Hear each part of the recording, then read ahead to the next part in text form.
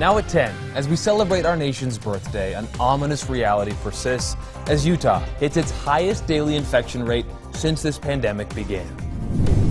And also on this 4th of July, family and friends remember a fallen Utah airman whose plane crashed over England last month. Live from Utah's first TV station, ABC 4 News at 10 starts now. And good evening. It is great to have you with us on this 4th of July. Hopefully you're enjoying the day, and we appreciate you being here with us. And we begin tonight with the all too familiar routine of Utah's latest coronavirus numbers, though today is a little different. Here's what we can report tonight. The Beehive State saw the largest spike in daily case numbers since the pandemic began. The Utah Health Department reporting 676 people tested positive for COVID-19. Now that raises our positive case total to 24,524. That is a daily rate increase of 2.6% over yesterday. Luckily, there were no new deaths reported, but 36 more people have been hospitalized with complications from the virus.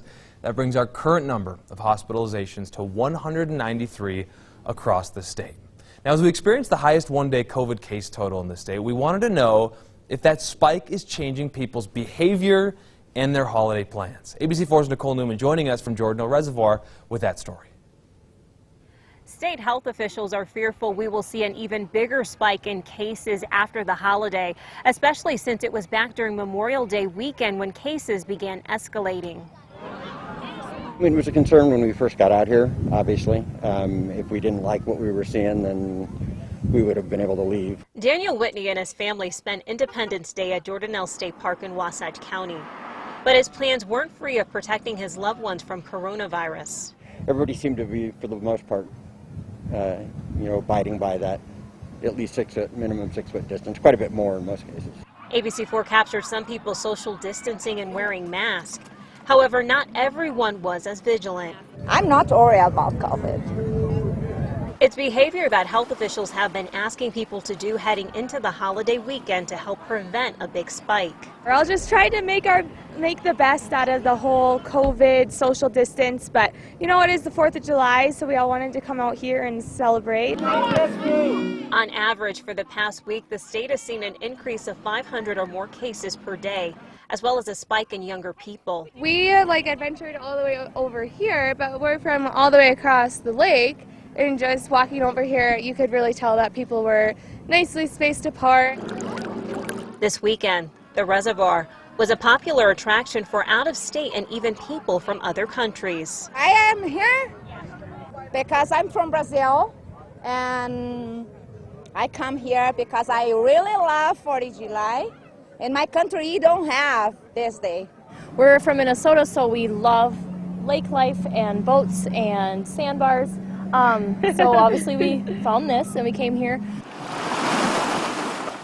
Health officials continue to warn the public about the spike in coronavirus cases and hospitalizations. The primary goal, to avoid overwhelming the healthcare system. In Wasatch County, Nicole Newman, ABC 4 News. Nicole, thank you. Numbers across the U.S. are not faring much better as the country approaches the 3 million case mark. Right now, more than 2.8 million Americans have or have had confirmed cases of the virus. This as the death toll rises to nearly 130,000 people. Now, across the U.S., numbers continue to skyrocket in areas that we have heard all too much about. Now, this is President Trump hosted a celebration on the South Lawn of the White House. Officials enforcing mask wearing, but there was little social distancing to go around. Now, beaches that would normally be packed for the holiday were closed in California, Texas, and Florida. Nationwide, death toll and the mortality rate have been on the decline. But deaths are on the rise in 14 states, and hospitalizations are up in 27, including our neighbor to the south, Arizona. In fact, the hospitalization rate is so high, many ICUs there are now nearing capacity. We will get to a point where we have to start looking at those god-awful rules about who not to put into the ICU and such. But many Americans did find a way to celebrate, though some could argue not responsibly. Beaches in New York and New Jersey were packed, as you can see here, while hundreds of boaters formed an island on Minnesota's Lake Minnetonka. Now, just a reminder tonight to make sure you're doing everything you can to help prevent the spread of coronavirus. You may not think there's a reason to wear a mask. Of course, you've heard it a million times, but numerous studies have shown that the transmission rate of COVID-19 drops dramatically when everyone wears a mask. Now, in some cases, to less than 1%. Officials keep telling us to keep telling you, please, social distance whenever you can, in public, when outside, when inside, and please wash or sanitize your hands regularly. Doing all of these things will keep everyone, or at least help keep everyone safe. Meantime, Google launching a new feature on Google Maps to help people navigate the areas affected by the virus. The feature notifies drivers about checkpoints down the road before they cross national borders. They can also get alerts about local health restrictions on their routes. Public transportation riders can get information about mandatory face masks and other requirements. While people who are on their way to a COVID testing site, they'll also get alerts about whether they're eligible for a test. The new features are available only in some countries. Now, in the U.S., the driving and text alerts are already up and running. President Trump extending the Paycheck Protection Program. Now, Trump signed the legislation which extends the deadline for businesses to apply for loans under the federal Paycheck Protection Program. Hours before it was set to expire on June 30th, Congress passed the bill, sending it to President Trump's desk. Officials say there's $130 million of PPP loans left. The deadline to apply for the program is now August 8th. And news tonight, a local Utah bar is asking for permission to serve beer and cocktails to go, saying if lawmakers allowed it, small businesses could survive and keep employees from losing jobs during this pandemic. Quarters Arcade Bar in downtown Salt Lake City, they tweeted this morning that they would like the governor to consider giving businesses more flexibility to adapt to the current situation. They cite other states that allow to-go beer and cocktails, which they say has proven to be a positive and pro-business move. And now to the politics of this 4th of July weekend. During a 4th of July holiday weekend event in South Dakota, the president was critical of protesters that have been calling for the removal of controversial statues and other symbols. But as the protests have continued in the weeks following the death of George Floyd, one NFL team is considering a name change. There's obviously a lot going on around the country. Here's ABC's Alex Perchet now to break it down. President Trump kicked off the 4th of July weekend with an event at Mount Rushmore Friday night. Despite cases of COVID-19 increasing around the country, the audience at the amphitheater packed shoulder to shoulder, many not wearing masks. As the president prepared to take the stage, news that campaign senior advisor and top fundraising official Kimberly Guilfoyle tested positive for COVID-19. She's also dating the president's son, Donald Trump Jr. He's tested negative. Following the death of George Floyd on Memorial Day, many people across the country have been calling for police reform and an end to what they consider systemic racism. In Aurora, Colorado, protests continued this weekend seeking justice for Elijah McClain, who died after police detained him. The movement has led to a reconsideration of controversial flags, statues, and symbols. The president pushing back against those protests. This movement is openly attacking the legacies of every person on Mount Rushmore. This monument will never be desecrated. Former Vice President Joe Biden believes the president is dividing the nation. If we don't unite the country, we're in deep trouble. 4 more years of Donald Trump will fundamentally alter the character of this nation. But this president gives us no direction and pits us against one another. We can't go on like this as a nation. And now the NFL's Washington Redskins considering a name change. The team saying, in light of recent events around our country and feedback from our community, the team will undergo a thorough review of the team's name. And developing overnight, another storied franchise announced it too will reconsider its name. The Cleveland Indians say that they'll engage the community and stakeholders to determine the best path forward for the team's name. Alex Perchet, ABC News, Maryland. Meantime, protesters taking to the streets of Washington, D.C. today, where they burned a United States flag. Protesters chanted slavery, genocide, and war. America was never great. America was never brave. We're told they said all of that today. The unrest comes in the wake of a number of high-profile police killings across the country. That includes the death of George Floyd, Breonna Taylor, and in Colorado, Elijah McClain. Today, a community gathered to honor and remember a Utah airman killed in a training crash off the coast of London last month. 27-year-old fighter pilot, First Lieutenant Kenneth Allen, died in a training exercise off the coast of London on June 15th. Close friends and family called him Cage Allen. They say he was living out his childhood dream as an airman for the 48th Fighter Wing. Folks gathering today to remember him. Today's funeral taking place on the Box Elder High School football field. And New at 10, the Davis County Sheriff's Office is mourning one of their own tonight. Canine Officer Roni died this morning after months of battling health problems. Roni was a 6-year-old German Shepherd and a 5-year veteran of the Sheriff's Office at the time of his death. In a statement, Davis County Sheriff Kelly Sparks said in part, quote, "Our canines are integral to enforcement operations and strengthen our abilities to respond to emergencies. Roni had been struggling with medical issues for the last few months and was receiving care to address those issues. We're sad to learn of his passing and grateful to know he will no longer be in pain." And today is part of an ongoing tradition. The 19th Fighter Wing flew their F-35s over Utah. The 4th of July flyover tradition began more than 30 years ago. It's typically a part of more than 20 community celebrations, most of which were canceled this year for obvious reasons due to COVID-19. Well, what was obvious, Mr. Adam Carroll, is that we had an awesome day today. It was hot, it was sunny, and, you know, there was lots of burgers and brats and hot dogs being grilled, and it sounds like maybe that's what we're going to look for the next week. Well, yeah, I mean, why not? Continue to grill it up outside because we have absolutely no wet weather in our forecast, no stormy weather. Here's what it looks like right now in St. George. They're having their fireworks out there right now.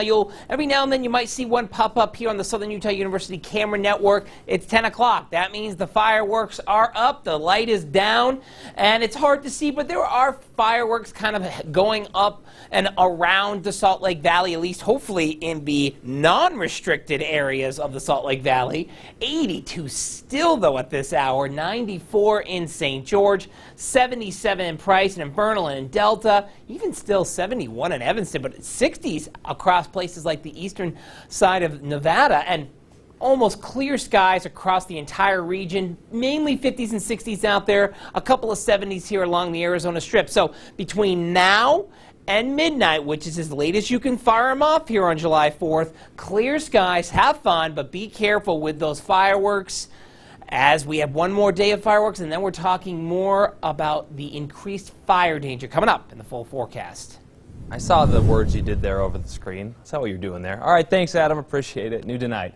An uptick in vandalism reported at Antelope Island State Park. Officials there are asking for your help. They say they've had an increase in not only graffiti, which you can see in the picture they posted online here, but other vandalism around the park as well. So if you see anything suspicious, you're asked to call the park or Davis County Non-Emergency Dispatch.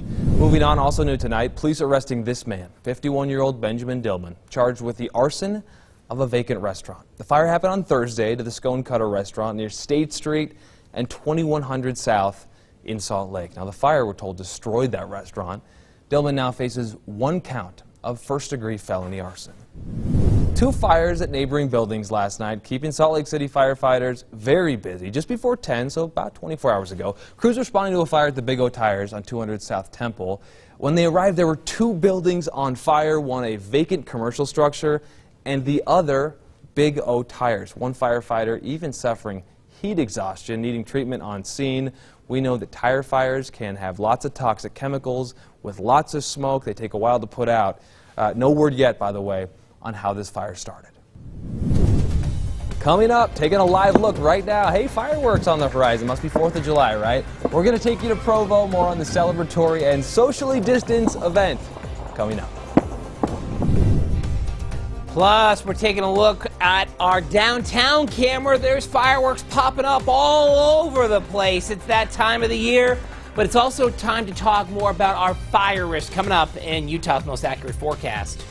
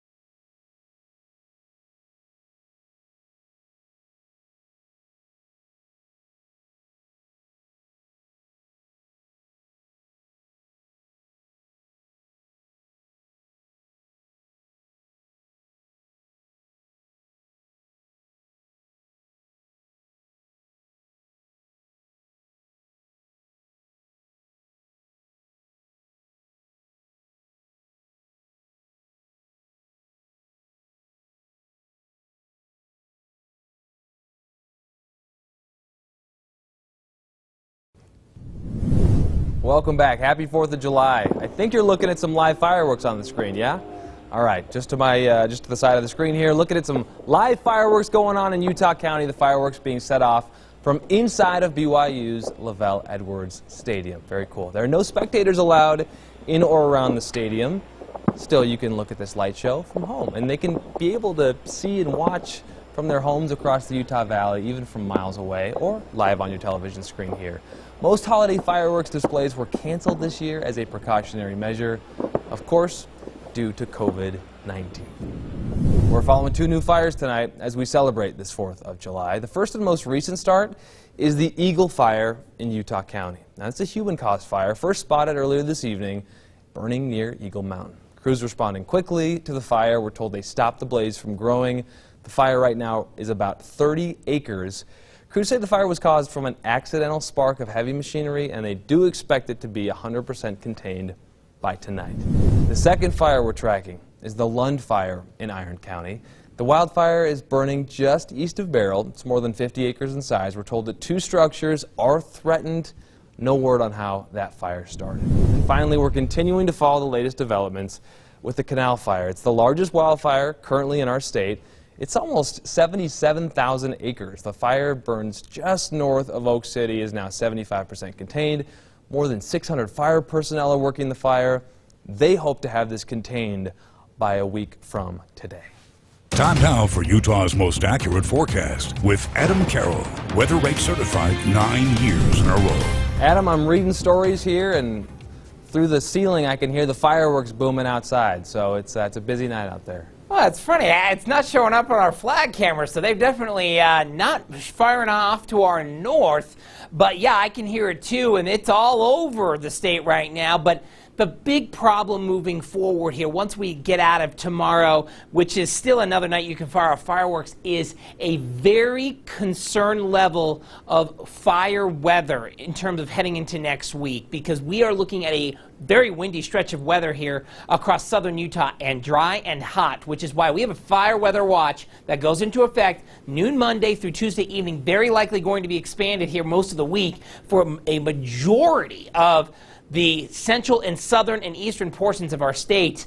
And that's not good, especially when you look at our drought monitor. We are in an extreme drought here just in and around the Nephi area. Severe drought, much of the Wasatch Front, all the way into southeastern Utah. This is why we've had so many wildfires so far this year. But look at this time lapse here going on right now at the Cedar City Airport. Southern Utah University Camera Network shows they're having a nice little fireworks show here for the crowd. You can't even see the crowd because it's so dark here on the pavement, but they're out there as I saw them come in before the fireworks started. But 97 was our high today. We're going to be a little cooler tomorrow, but we're going to be near this, if not hotter, on Monday. 101 in St. George. You'll be hotter tomorrow. 100 in Lake Powell. It was a hot July 4th, to say the least, and we are still toasty here for this time of night at 82 in Salt Lake, 87 Wendover, also in Green River, 94 in St. George, but a nice comfy 65 in Ely. Now, infrared shows not a lot going on. We do still have this pesky little storm here pretty much out in the middle of nowhere, but it's still causing some dry lightning and maybe a splash here and there of some showers, especially over the higher terrain of the Tavaputs. We always want to be looking out for these storms, even if they're in non-populated areas, because they could easily spark a fire. But Futurecast shows a very quiet weather pattern heading into tomorrow and beyond. Now, it will be getting windier, though, so that'll be the non-quiet part of our weather forecast, as you can start seeing those southwesterly winds starting to crank up here on Monday. And we're going to keep this going here throughout the rest of the week, especially southern Utah. 105 in St. George, 93 Salt Lake, 91 in Price. Tons of sunshine here yet again, very similar to today. Maybe a few high clouds over the eastern part of the state. But look at the temperatures, 107 by Monday, very windy by Tuesday, and then yet again on Thursday. A couple of different fronts. They're packing a punch with wind, but not in terms of cooling at least St. George down. For the Wasatch Front, 98 is going to be the high by Monday. Then a little cool down again. Another cool front comes in, cools us down a couple of days, then warms us right back up again. These kind of up and down temperatures, but staying right near that 90-degree mark here for the Wasatch Front. This will heighten our fire danger as well, especially with every day being breezy to windy.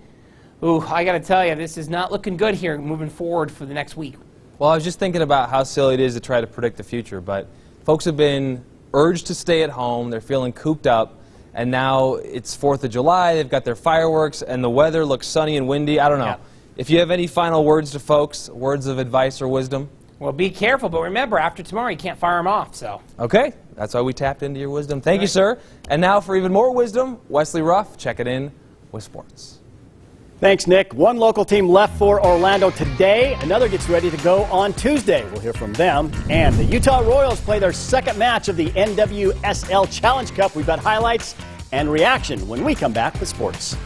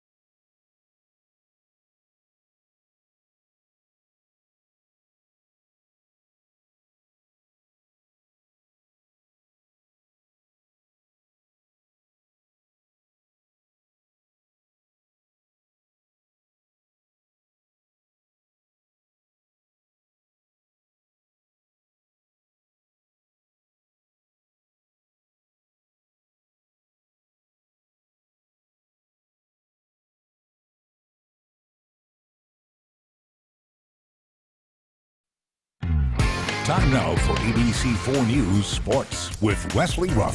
It's the 4th of July, and what better way to start a day than with real-life sports going on? The NWSL Challenge Cup continued today. Utah Royals coming off a 3-3 draw, looking for a victory against Sky Blue FC. Both teams taking a knee during the national anthem, with the Royals wearing their Black Lives Matter t-shirt. Head coach Craig Harrington joined in the kneeling. The Royals on the offensive early. Amy Rodriguez with a shot, but it heads way over, out into the parking lot. Okamoto gets her head on this ball, but it's just off target, misses the goal. In the 41st minute, Vero Baqueta gets the pass through to Amy Rodriguez, who fires it in with the left foot. She shoots, she scores, and then the celebration begins in front of no fans. Royals out to that 1-0 lead. In the second half, goalkeeper Abby Smith hadn't had much to do during the match. She comes out, makes the save here. Back on the other end, Katie Bowen of the Royals with a pass to Vero, but her shot is off the mark. But it didn't really matter because that one goal by by the Royals held up. They win it 1-0. First win under new head coach Craig Harrington. Yeah, delighted for the group. I think I think the best team won today. If you look from the last game, I think we're improved, which is all we're asking for of this group. And then second half, I thought there were some really outstanding individual performances. Obviously, we'll have takeaways. The hot take right now is though that we won the game, is what we accomplished, and we kept a clean sheet. So all those people talking about 3 at the back can do one really. I think this team has a lot of spirit, a lot of fight. Even though we are kind of a new club this year with a lot of new players, new head coach, new system, we're in it for each other, and I think that shows, greatly on the field. And the better performance that we can put out there, that's just a quality of chemistry and willingness to fight for each other.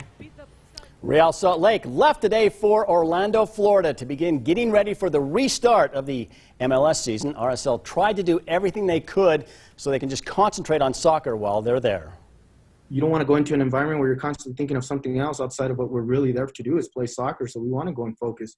We wanted to stay here as long as we possibly could because we know what our environment is. But at the same time, we gotta, we're ready. We're taking some precautions. I think our group has done a decent job of doing it, and we'll continue to try to stay healthy and safe in Orlando. Well, the Utah Jazz head to Orlando on Tuesday. Today, they found out their restart scrimmage schedule. The Jazz will play 3 games starting in just 19 days. The first game will be against Phoenix. That will take place on July 23rd, 6 o'clock Mountain Time. Then 2 days later, the Jazz will take on the Miami Heat, 2 o'clock. And then a 3:30 start 2 days after that, July 27th against Brooklyn. And then the season begins for the Jazz on the 30th. And while the Jazz are in Orlando, they'll be in that Orlando bubble and expected to be isolated as much as possible. Now, it's going to be hard for the married players to be away from family, but not so much for the single guys. I'm very happy, spending time on my own, reading books, playing video games, all that stuff. I've been doing that pretty much my whole life. I don't have kids. I'm single, so it's the kind of stuff that I've been doing my whole life. I mean, I'm single, so I'm by myself. I ain't got nothing to worry about. Quarantine life was, it was kind of easy for me. I just played video games, hung out with my dog. So I kind of feel like it's going to be the same thing, just without my dog. But I think I'll be all right. Other guys with families and stuff is definitely going to be tough. I think the NBA has done a good job putting that stuff together and try to keep us as safe as possible, and at the same time make sure we don't go crazy in there.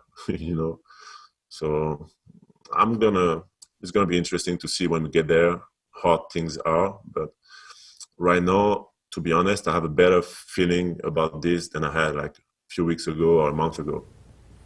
Gobert said they still don't have all the answers on how things will work in Orlando, but he hopes to get more answers once they arrive on Tuesday. ABC4 News, we'll be right back.